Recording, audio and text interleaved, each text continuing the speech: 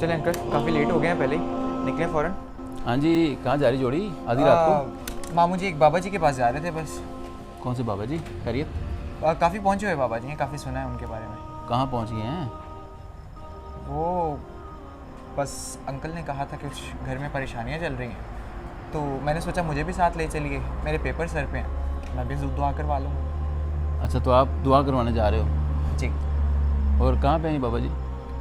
पास में एक गांव है, अच्छा। तो उसी में एक झोंपड़ी में रहते हैं। अच्छा, तो आप लोगों की हालत देख के मैं ये कह सकता हूँ आपकी हालत उस बाबा जी से आज भी 100 गुना बेहतर होगी। और आप उस शख्स के पास जाके ये दुआ करवाने जा रहे हो कि वो आपकी हालत बेहतर कर दे और आपकी पढ़ाई बेहतर कर दे। ठीक है ना, चाह रहे हो आप?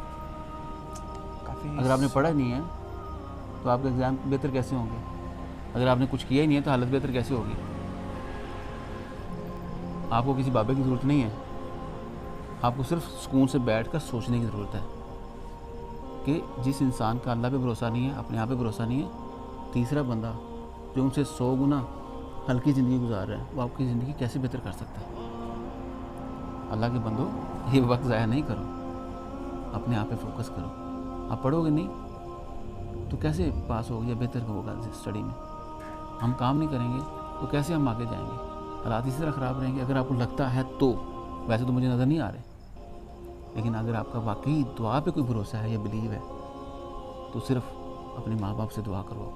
वो ही आपके बाबा हैं और वही आपकी हर चीज़ है।